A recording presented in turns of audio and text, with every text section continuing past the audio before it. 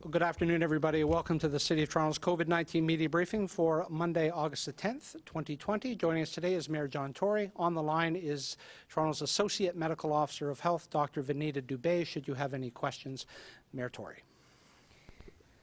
Brad, thank you and good afternoon. I'll just report very briefly good news on behalf of Toronto Public Health. They are reporting the total number of cases of COVID-19 in our city is now 15,532, an increase of 18 cases. I'm also pleased to announce that we have hit a significant milestone today. For the first time in our entire COVID-19 monitoring dashboard history, all of the indicators are green, which indicates not that this is over, but that we are moving in the right direction. We're on a good path moving forward.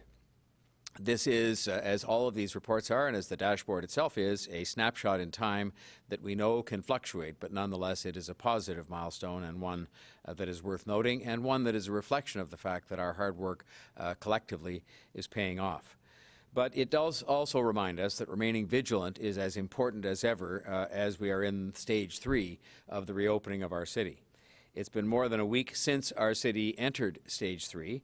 Entering stage 3 meant more businesses and city services, including playgrounds, additional recreational facilities, indoor restaurant dining, gyms, sports facilities, all with certain restrictions in place, are now able to open up, as many have done.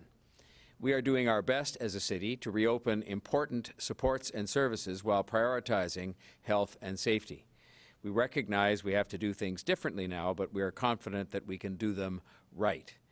Since entering stage 3, the city has opened more than 800 playgrounds and play structures with new signage, which I know many children and parents were eagerly ready for. I know my own grandchildren have been at their local playground across the street from where they live every day, much of the day, since that playground reopened, and I know that has been repeated across the city. Getting all of these hundreds of playgrounds and play structures open again safely was a remarkable feat and worthy of a word of thanks to all of our city staff who worked around the clock to make that happen. This week, Toronto Public Library is continuing to add in-branch services. In addition to the scheduled pickup of holds and the use of computers in many branches, starting this week, customers are able to pick up their holds without an appointment. Last week, together with the Toronto Public Library, we also piloted our first ever Wi-Fi on Wheels initiative that provided free Wi-Fi and internet access in 2 public parks. We received very positive feedback from this initiative and from the people who participated in the pilot, and staff will be looking for what other opportunities might present themselves to us given this experience moving forward. All branches of the library system are open with relevant and appropriate health and safety measures in place. Residents should feel comfortable and confident visiting their libraries, and I encourage people to visit their local branches and take advantage of all of these reinstated services. Entering stage 3 was especially important for restaurants in our city. Across the city, thousands of restaurants and bars have reopened for dine-in services after a long time being closed, especially those without patios that really had no opportunity aside from takeout to do business during the period of the pandemic. And there have been, of course, put in place at all of these restaurants and patios a number of additional safety measures to further protect customers and employees. These measures came into effect last week, and in addition to all of the permanent health and safety rules that are in effect all the time and have been for many years, there are specific Stage 3 rules around ensuring all customers remain seated. For example, except when entering, separating tables by at least 2 meters. This is another requirement that helps to maintain physical distancing, maintaining customer logs for contact tracing purposes, and limiting capacity in indoor and outdoor spaces and at tables in order to ensure physical distancing, and of course there are more requirements that go beyond that. We are working with businesses to implement these changes and to make it safer for people to go to these restaurants. We want people to shop and dine local, and we're trying to make sure that that can be done while at the same time everybody, customers and employees, are safe. I know that it can be difficult for residents and for business owners, but I just want to assure people we are doing the right thing by implementing these measures, including the use of face coverings for staff and customers. I think all of this has helped contribute to the fact that we are seeing a positive trend in the numbers, continuing stability, and that we are seeing green on our dashboard across the board for the first time. Listening to our medical experts, I really believe all of these requirements are making a positive difference, and I thank the people and the businesses of Toronto for their patience and their understanding and for their compliance. We've made excellent progress stopping the spread of COVID-19, and we don't want to go backwards. So please continue to act safely so that we can protect both customers and employees. If we do this in the right way, then I think we'll be able to continue successfully with our restart and will not face the prospect of going back to some kind of return series of lockdowns. Now, while the public focus has often tended to be based on complaint-based inspections, I can also report to you, because I think it's important for you to know, that over the past 3 days, some 1,100 Toronto patios have been inspected for overall compliance, including with COVID-19 measures. And so I think this is something that people of Toronto want to hear about, and certainly members of the news media have been interested in the efforts that are being made by our very hard-working compliance staff members at taking a look to make sure that these important health rules and regulations are being complied with. Another measure that was meant to help restaurants during this difficult time was the launch of our Café TO program in June. Since the start of the program, we've supported more than 639 restaurants citywide, providing increased dining capacity. Last week, we announced that applications have been extended to tomorrow, Tuesday, at noon. If restaurants are still interested in creating these patios, I encourage them to take advantage before applications close. The program is scheduled to run until November the 15th, which gives restaurants some additional time to expand their offerings. With Stage 3, we've also seen some recreational programs and services resume with limitations and safety measures in place, including cinemas, fitness, sports, art, and music classes. We want to provide residents the opportunity to get back to things resembling a normal life as soon and as safely as possible. That is why we created programs like Active TO, Camps TO, Parks Play TO, and Summer in the Six. And with the launch of these recreation programs, it is estimated that some 20,000 Torontonians have engaged already in these modified programs, modified to make sure they are safe from the standpoint of health and safe, of course, in every respect. These programs, I thank our city staff again with these for working so hard to make these modified and safer opportunities available for people. I know that residents are looking for many different ways to get outside and enjoy the city, and that is why we've been looking to launch a number of programs that put health and safety first, and that includes Active TO over the past few months, which has allowed for street closures to take place and has allowed for 60 kilometers of quiet streets, 40 kilometers of new bike infrastructure, including 25 kilometers of new temporary bike lanes, and the construction of 15 kilometers of new permanent bike lanes across the city. And I think these have helped people to be safe, to be active, and to have an alternative if they're anxious about other forms of transportation they might use at this time. In July, we announced a new program, Drive-In TO, that helps event organizers safely set up large temporary drive-in experiences throughout the summer. So far, the first 3 free drive-in TO nights have been a complete success. Each night has been sold out, and a total of more than 1,000 people have participated in these events. The next event, which is tomorrow at Ontario Place, is already sold out. Residents looking for more information and who want to book tickets should go to the toronto.ca/drive-in-TO for more information. I would also like to remind people that as of last week, masks or face coverings are required in common areas in apartments and condominiums to help prevent or reduce the spread of COVID-19.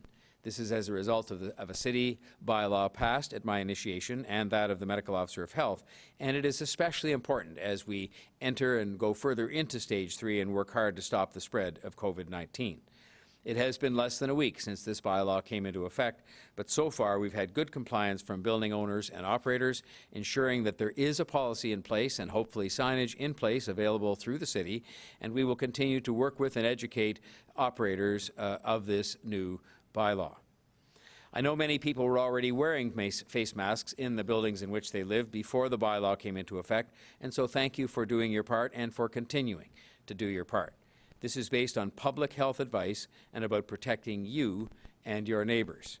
So please keep wearing a mask or face covering in the common areas of your condo or rental apartment building. Your mask protects others, and their masks protect you. While many businesses and services have been a part of our safe restart in Stage 3, there are a number that need to wait a little bit longer. And while it's no doubt difficult to adjust to this new normal, Stage 3 does give us a bit of a sense of how things used to be. I want to thank residents for all the sacrifices that they have made. We wouldn't have been able to make it this far without all the changes that you have had to make to your daily lives. Thank you for your commitment to following public health advice. And although the numbers are looking better, we must remember that COVID-19 is still active in our city. This will be especially important over the next few weeks as more things reopen.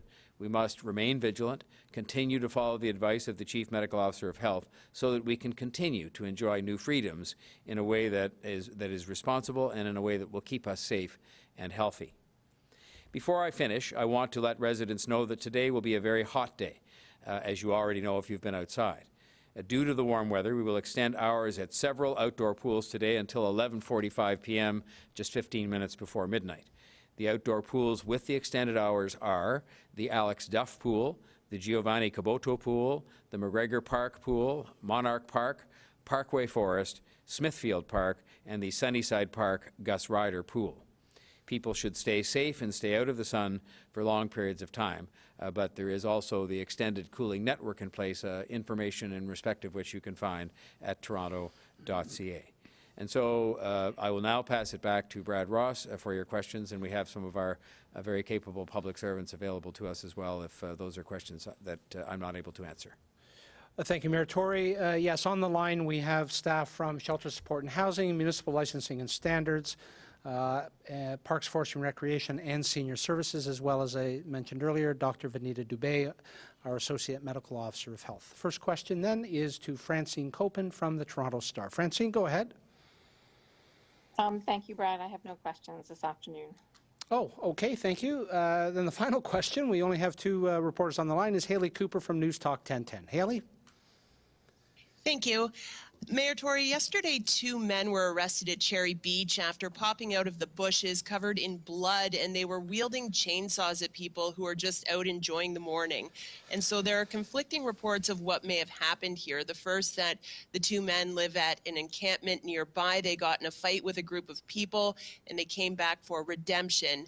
Now the second is that there was an all-night dance party again hosted by anti-maskers, and there was a fight and the men returned for vengeance. So what have you heard about what went on? Did you hear about another all-night dance party at Cherry Beach? And what do you have to say to people who live in the area who are just downright terrified? Well, we will redouble our efforts to make sure that this pattern of behavior, which has now emerged as a pattern where there's a protest that seems to happen weekly at Queen's Park, and it seems, according to the information that's been given to me, a number of the very same people then end up at Cherry Beach having some sort of a gathering. And so we will redouble our efforts to monitor those. Again, we want to, on the one hand, make sure that people are kept safe and that these kinds of scary incidents don't happen, but at the other hand, that people are allowed to live their lives and to enjoy themselves without an oppressive enforcement presence. But clearly an incident like this would cause us to want to keep a very careful eye on both these gatherings themselves, because gatherings beyond certain numbers and at certain times and so on are regulated at this moment in time, and also ones that scare or otherwise disturb people, we want to keep an eye on as well. Thank you. And my second question, you mentioned that over 1,000 establishments were inspected over the weekend, including patios. So can you elaborate on the number of warnings and charges that were handed out, if any at all? I have, I have that information. If you can just give me 1 second, I think I have it right here. So there were a number, there were 22 tickets issued for liquor enforcement, and I was told, alcohol enforcement. I was told that much of the, what was done over the course of the weekend in terms of enforcement activities were related to alcohol, that with respect to Cafe TO, there were no tickets issued. Parks gatherings, there were 3 complaints, but no tickets were issued. And in each case, the complaint is responded to, and the people are educated with respect to what the requirements of the rules are. 35 complaints were received in respect of parks, and 1 ticket was issued. And with respect to non-essential businesses, there were no complaints and no tickets issued. So those are the numbers that I have. And if you want further details, is Carlton? Yes, I was going to say, so Mr. Carlton can perhaps comment on the specific question with respect to the 1,100 patios and whether that resulted in any specific charges. Carlton? Yeah, thank you, Mr. Mayor, and thank you for the question, Haley. The 1,100 inspections were of patios, and there was 1 infraction, which was given a letter of warning. Other than that, we're receiving really high compliance rates with the patio program.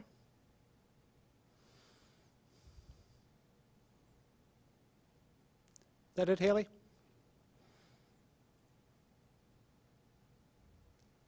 Okay, would appear so. Thank you very much for joining us, everybody. We'll be back here on Wednesday.